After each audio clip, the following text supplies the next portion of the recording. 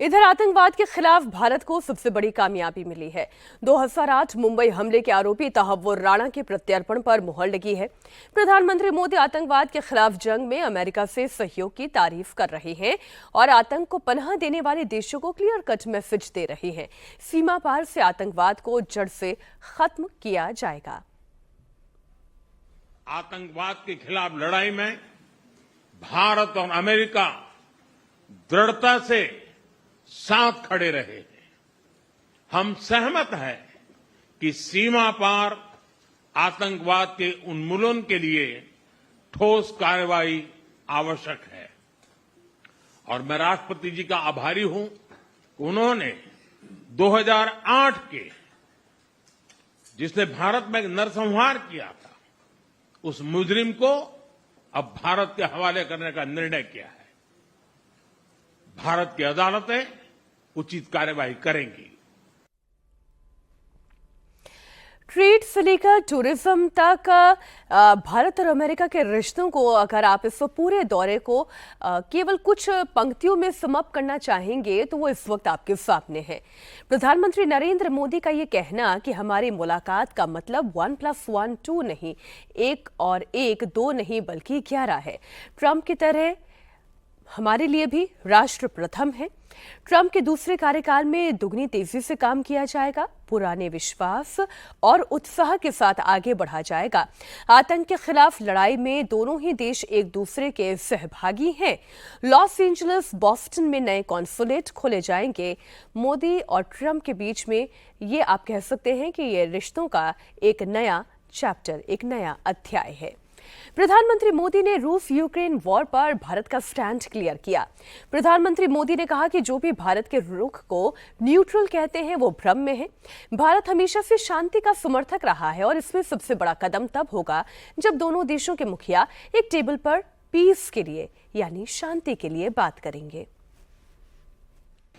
आप जानते हैं मैं रशिया और यूक्रेन दोनों से लगातार संपर्क में रहा हूं। मैं स्वयं भी दोनों देश की मुलाकात कर चुका हूं। बहुत से लोगों का एक भ्रम है कि भारत न्यूट्रल है। मैं साफ करना चाहता हूं, भारत न्यूट्रल नहीं है। हमारा अपना एक पक्ष है और हमारा पक्ष है शांति, पीस।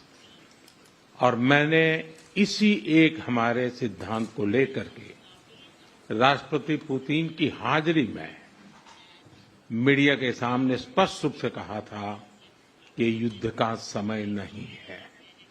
और आज भी मेरा कन्विक्शन है कि युद्ध के मैदान में समस्याओं के समाधान नहीं निकलते हैं, अल्टीमेटली वार्ता के टेबल पर ही होते हैं।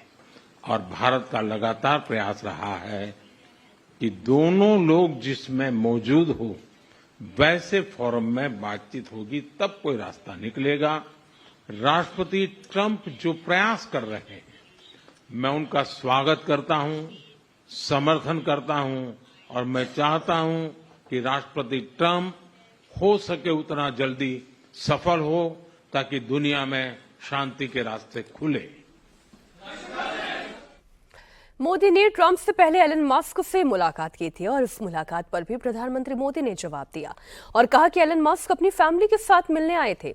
अगर डील की बात है तो डील शब्द पर सिर्फ राष्ट्रपति ट्रंप का कॉपीराइट है। एलन मस्क के लिए पूछा है। देखिए, मेरा उनका बहुत पुराना परिचय रहा है। मैं प्रधानमंत्री भी नहीं था जब मैं मुख्यमंत्री था, तब से मेरा उनका परिचय है। और आज वो एक पूरे परिवार के साथ, बच्चों के साथ मिलने के लिए आए थे और स्वाभाविक है कि एक पारिवारिक वातावरण में उनके साथ मेरी गपगोष्ठी हुई है।